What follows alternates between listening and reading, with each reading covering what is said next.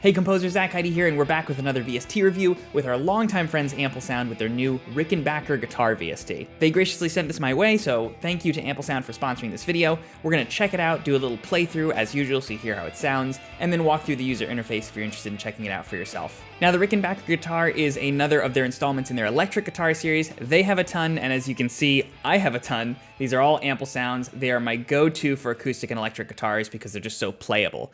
This is an example of this sound, but also pay attention to how playable this thing is. There's literally no latency.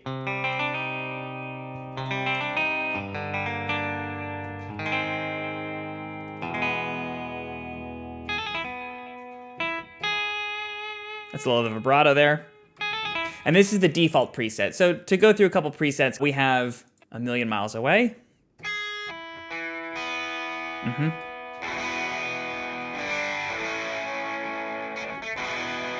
Really good. And I'm not even using reverb or anything. This is literally right out of the box. Black Shuck.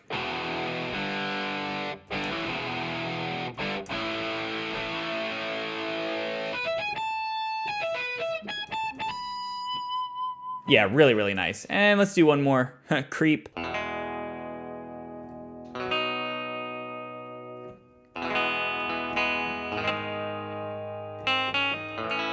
Now, if you heard that cutout note, what basically the user interface is doing is it's trying to play it like a real guitar. So if there's a note that wouldn't be playable on a guitar, it won't do it. You can turn that off actually by going to this setting here and clicking on the guitar keyboard mode, and then you'll just be able to play any note you want. A little less realistic, but more playable. There's also solo mode where you can just get one note at a time, so it'll be like monophonic.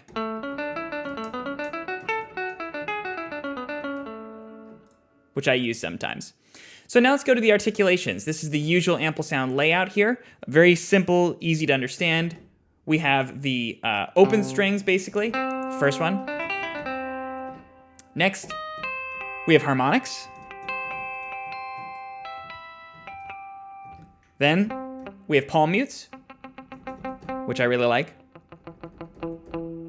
Harder you press, the more open it sounds. We have slides. Now this is something that you actually press down and then it triggers it. And the opposite happens. If you press a note first and then you press the slide, you get a slide down.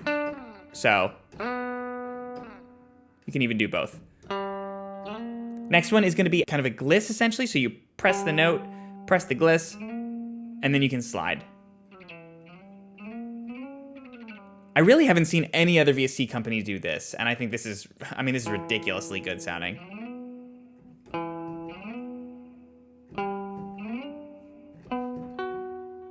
Really impressive. Then we have hammer-ons and pull-offs, which is basically as I press this, and I do kind of a little ba-dum and up, it approaches it like a hammer-on, as opposed to this. It kind of does it almost automatically usually, but this is just a way to guarantee you get that. And then the opposite, a pull-off. Okay, and then lastly we have a mordant, which is basically ba-dam.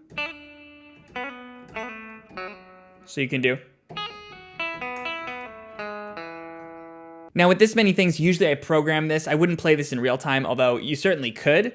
It would sound difficult to play, but the idea is,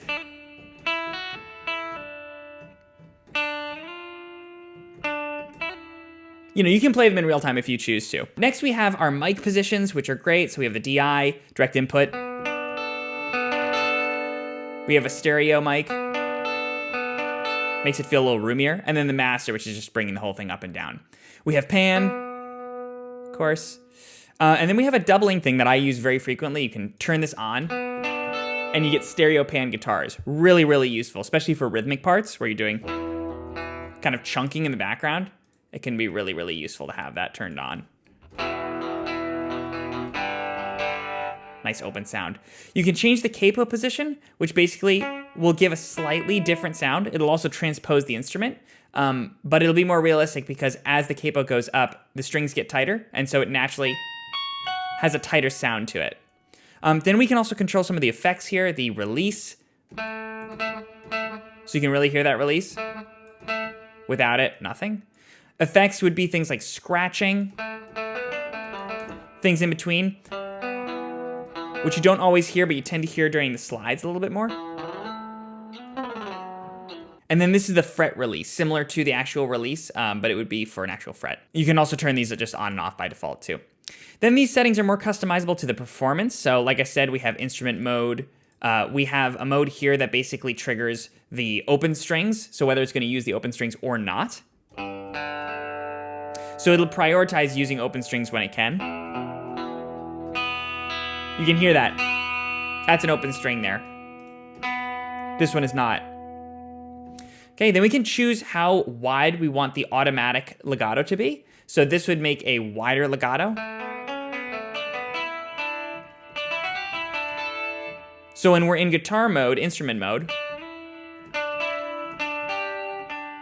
it's going to try, whenever it can, to do wider legatos where it's actually sliding.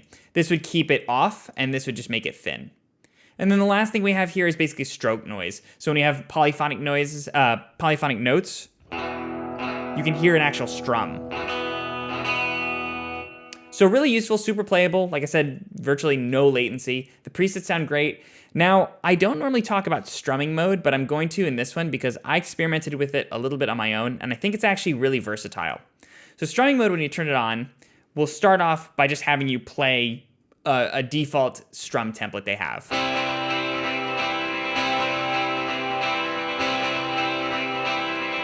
Okay, now you can change the chords. At the bottom, they're also programmable here, but these refer to the different notes that you can do, so you can trigger it with different keystrokes. So.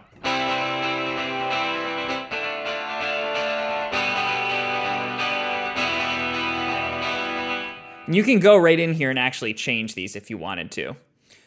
We're going to leave them as they are for now. Now, as we go higher on the keyboard, we basically get some strums. Actually, even a little bit lower, I'll show you first. We get the individual notes of that chord.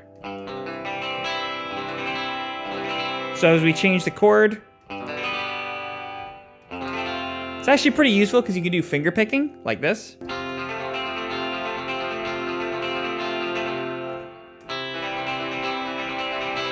Make sure you're playing it realistically. A little bit higher on the keyboard, we're actually going to get different upstrokes and downstrokes. This is where I think it's really useful. So 2 upstrokes, so you can alternate. A downstroke, and then a mute, a choke. So we can do.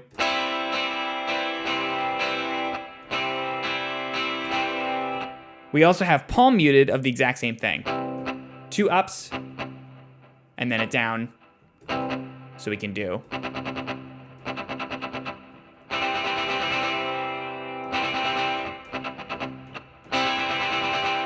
So it's really useful, and again, it'll change with the chords. Lastly, we can change the actual strumming pattern itself to different ones that they have preset by using the black keys. So.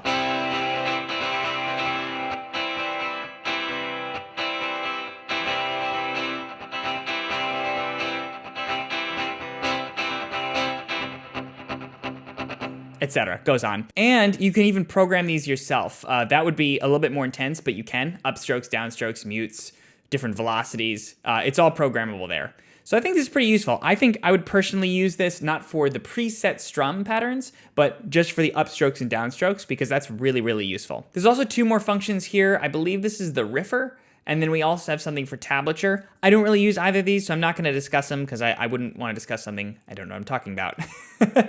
We also have amp settings, which is really nice here, so you can specify really the tone that you're going for. And those will change based on the preset you're using. A little more drive. So that's useful. We also have some built-in effects here, and I've always liked the Ample Sound effects. They've got a reverb over here to change the size.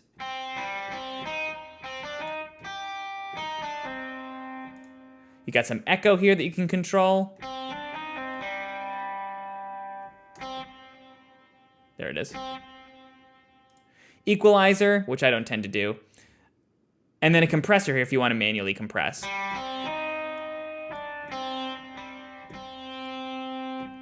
So really well packed, as always, with the Ample Sound stuff. And then the last thing we have that's slightly disinteresting, but it's useful to talk about anyway, is just the extra settings that you can have here.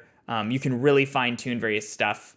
You can even, I believe, go into the individual tunings of various samples here in this last one, which is, yeah, wild.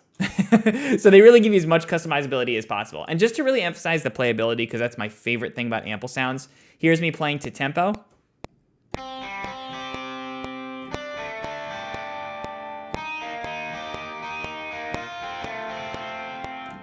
Okay, if I quantize this directly,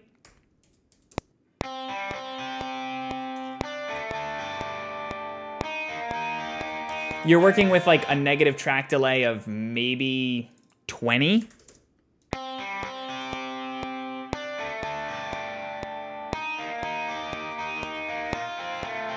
And it's incredibly consistent as it goes through different velocities. So in short, this guitar rocks. I love it. I'm adding it to the collection for sure. Thank you, Ample Sound, for sending it my way. And I do want to mention that they're having a really good sale with instruments ranging from 20% to 60% off right now. It's going all the way till January 1st. So if you're interested in checking this VST out or their other ones, they have some good Asian flutes, then I recommend you do that while you can. So thanks as always for watching, and I'll see you in the next video.